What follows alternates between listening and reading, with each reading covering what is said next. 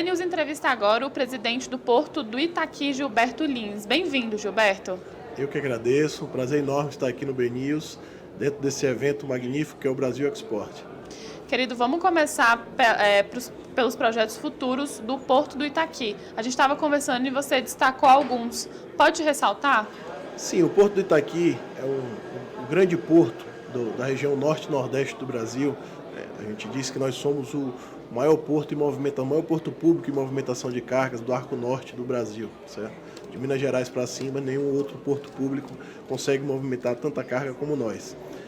Nesse sentido, nós precisamos buscar sempre investimentos, e a linha de investimentos que nós temos projetada é a construção de mais berços, mais locais de atracação de navios, uma ferrovia interna do porto. A gente precisa melhorar, otimizar a entrada e saída de vagões no Porto do Itaqui. Há de se dizer que o Porto do Itaqui é um porto abençoado, porque nós temos na beira do cais a ferrovia chega, e não só uma ferrovia, mas a partir da interligação modal, você consegue chegar com 3 ferrovias no Porto do Itaqui, a ferrovia Norte-Sul, a ferrovia Carajás e a ferrovia Transnordestina. Todas elas se interligam em determinado ponto e chegam até o Porto do Itaqui, então você leva essas cargas. Também temos projetos de investimento de novos arrendatários para dentro do porto. Nossa grande vocação, Marília, é o granel, tanto o granel líquido, que são os combustíveis, quanto o granel sólido, que são os granéis de origem mineral ou de origem vegetal. No vegetal, a soja, o milho; no mineral, o cobre, o manganês; e nos combustíveis, todo tipo de combustível que a gente importa. O senhor estava falando da importância do porto, que é um dos portos mais importantes do Nordeste. Sim, é um dos portos mais importantes do Norte e Nordeste. Primeiro, por sua condição, sua localização. O Porto do Itaqui ele é estrategicamente bem localizado para atender aos públicos da Europa, dos Estados Unidos. Se você passa pelo Canal do Panamá, você consegue chegar à Índia e à China por um tempo menor de rota. Então, a gente tem essa vocação natural. Nós temos profundidades excelentes para receber grandes navios. Nós temos berços lá com profundidade de 19 metros. Então, assim, são dos maiores berços públicos do Brasil em profundidade, estão no Itaqui. Então, essa interação com ferrovia e rodovia, tudo isso torna o Itaqui a grande locomotiva de desenvolvimento do Norte e Nordeste e do Brasil, é claro. O senhor assumiu o Porto em março, E tem o Porto tem todas essas vantagens, e o senhor também cheio de ideias. O que o senhor pretende colocar em prática em 2024? Em 2024 é o grande ano para a gente projetar o futuro do Itaqui. Nós vamos já construir esse berço, mais um berço, o berço 98, e temos em mente construção de mais 3 ou 4 berços, porque hoje nós precisamos.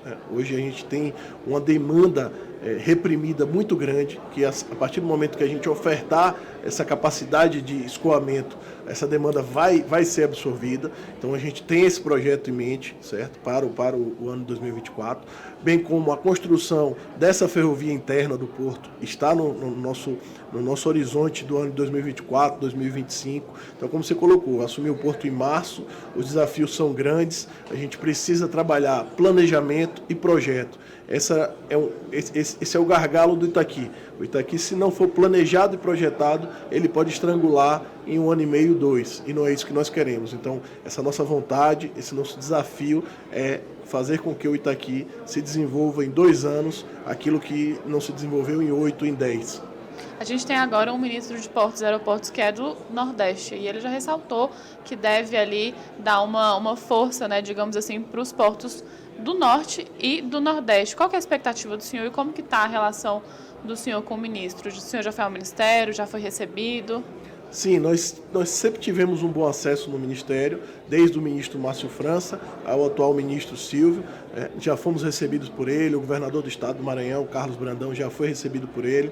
As portas do Ministério foram abertas para o estado do Maranhão, reconhecendo essa pujança do Porto do Itaqui e evitando todos os esforços para que o Porto do Itaqui possa puxar cada vez mais o desenvolvimento daquela região, da região Norte e Nordeste. Então nós temos todo o apoio do Ministério, do Poder Concedente, nós temos um bom acesso na ANTAC. Então toda a conjuntura é favorável para o desenvolvimento da região Norte e Nordeste, como você bem ressaltou agora com o ministro nordestino. Então, os olhares do Ministério passam a também enxergar o Norte e o Nordeste, o que antes era mais voltado para os portos do Sul e Sudeste, principalmente o Porto de Santos, que era a grande vedete do Ministério. Então, hoje, a gente consegue ter essa harmonização no tratamento, esse equilíbrio no tratamento entre os portos, tendo um ministro nordestino.